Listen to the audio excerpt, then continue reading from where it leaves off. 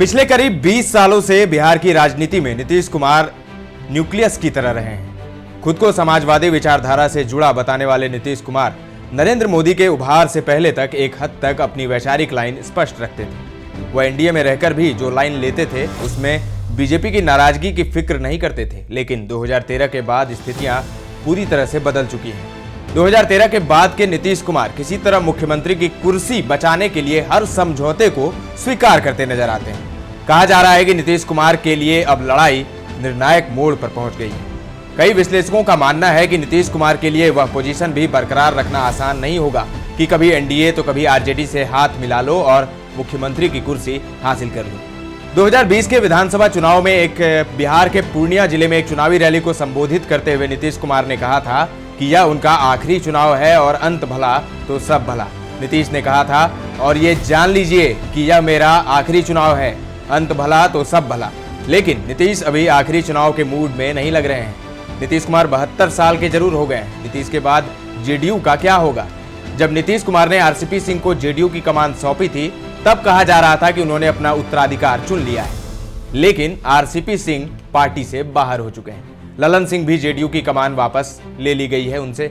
कई लोग कहते हैं कि नीतीश कुमार की पार्टी बीजेपी और आरजेडी में समा जाएगी, क्योंकि जेडीयू में मंडल और कमंडल का खेमा है। बिहार में बीजेपी और आरजेडी दोनों चाहते भी हैं कि लड़ाई दो तरफा हो। ऐसे में आरजेडी और बीजेपी दोनों नीतीश कुमार के कमजोर होने को अपने हक में देखते हैं। जब नीतीश को अपने साथ लेकर आने के संबंध में तेजस्वी यादव से पूछा गया तो उन्होंने दर्श न्यूज पर एक्सक्लूसिव आकर ये कहा। पहले आप सुनिए।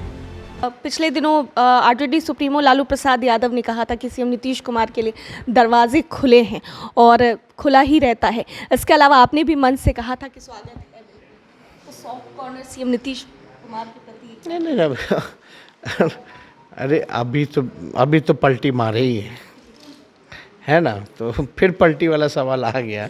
तो ये तो मेरे लिए बहुत ही मुश्किल सवाल है। हालांकि इस बार हम निर्णय में नहीं रहेंगे, निर्णय जनता पे छोड़ेंगे। और हालांकि क्रेडिबिलिटी तो ख़त्म हो ही गई है उनकी। अब कोई विज़न नहीं है, अब पलटी मारने का ना उनका कोई रीज़न है। तो जनता देख रही है। अब किसी से भी पूछेगा तो लोग बोलता बहुत हो गया, बहुत देख लिया, थक चुके हैं लोग। तो आपने सुना तेजस्वी यादव को।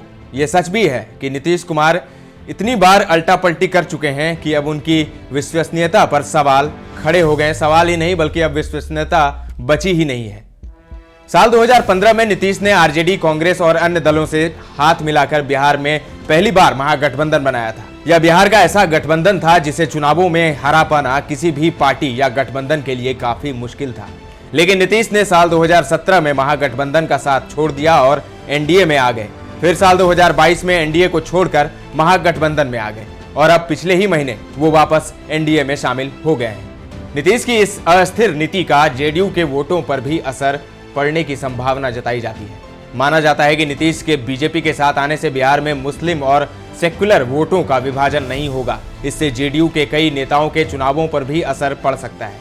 यह भी हो सकता है कि जेडीयू के आधे नेता आरजेडी और आधे बीजेपी में चले जाएं, जिसे जहां अपना बेहतर भविष्य दिखेगा वो वहां चला जाएगा और नीतीश कुमार राज्यसभा में जाकर बैठ जाएंगे। हालांकि नीतीश क्या करेंगे यह कोई नहीं बता सकता।